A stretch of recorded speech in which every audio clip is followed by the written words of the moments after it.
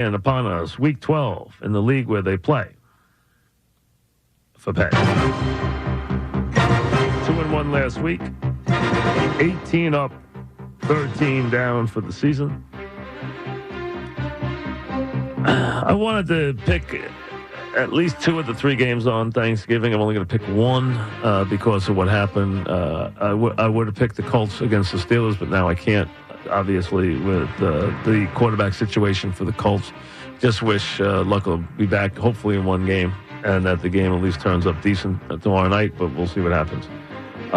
3 big games on Thanksgiving. The first one, the Lions and the Vikings, too close to call. Let's get to the middle one, which obviously is the one that will draw the most attention because the Dallas Cowboys are riding high right now as they take their Thanksgiving cue in front of the nation.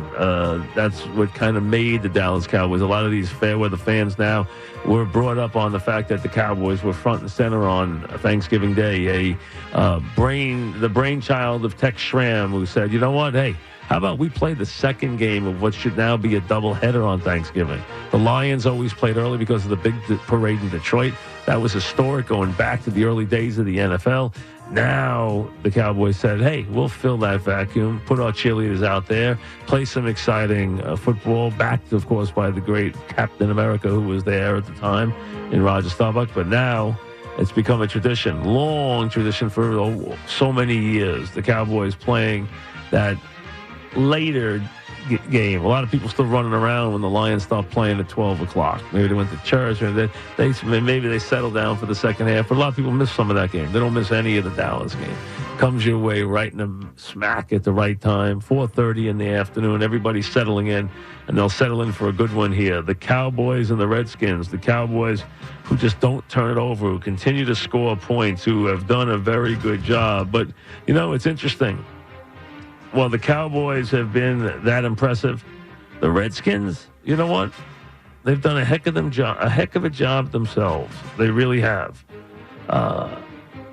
They've made plays. They've hung on in games.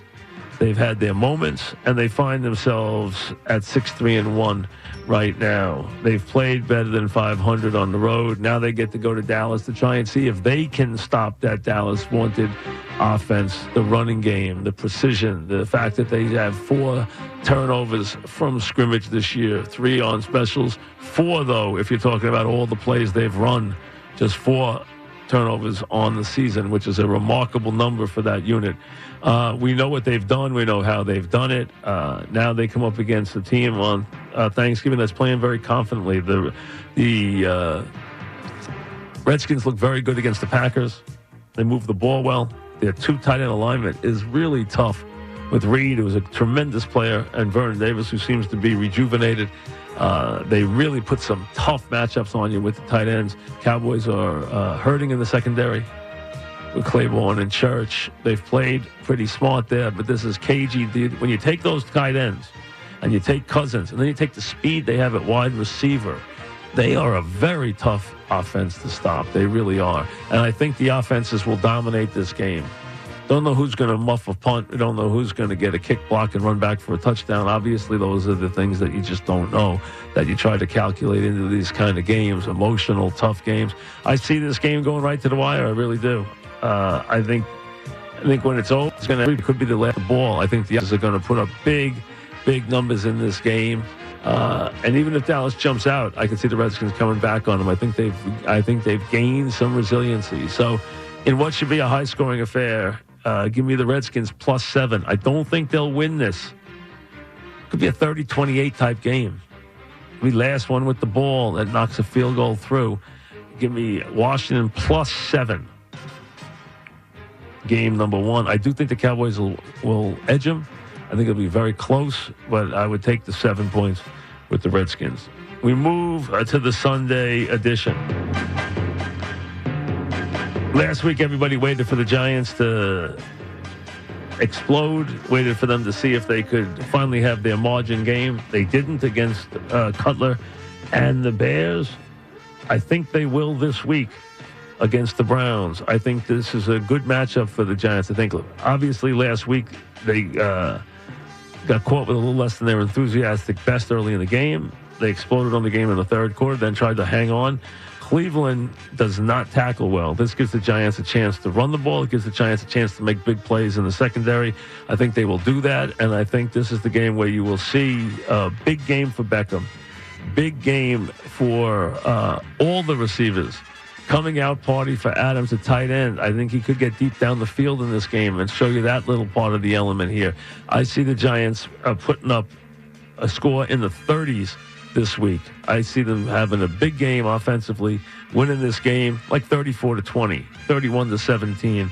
Giants by 2 touchdowns. The line's 1. It's a 7-point line. Give me the Giants -7. I think they come up with their biggest offensive performance of the season this week against the Browns.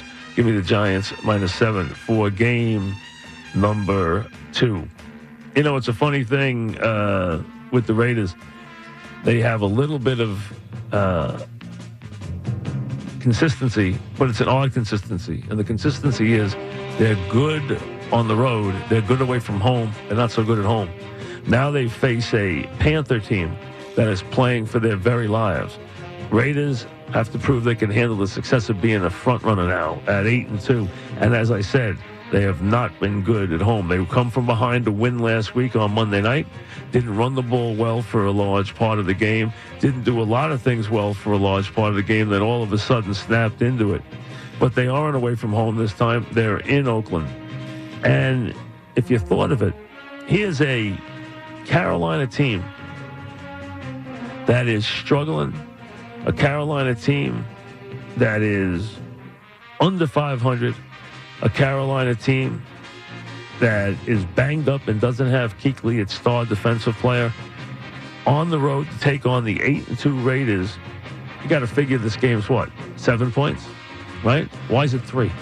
Why is it 3.5? Because this is a sneaky game. That's why. Because the Raiders aren't that good away from at home, and Carolina will be in this game all the way. I would not even be shocked if they won it. The Raiders are coming off a big win in Mexico. This is a game where I think this one could go right to the wire. I think it will. I think it'll be a shootout, and I would not be surprised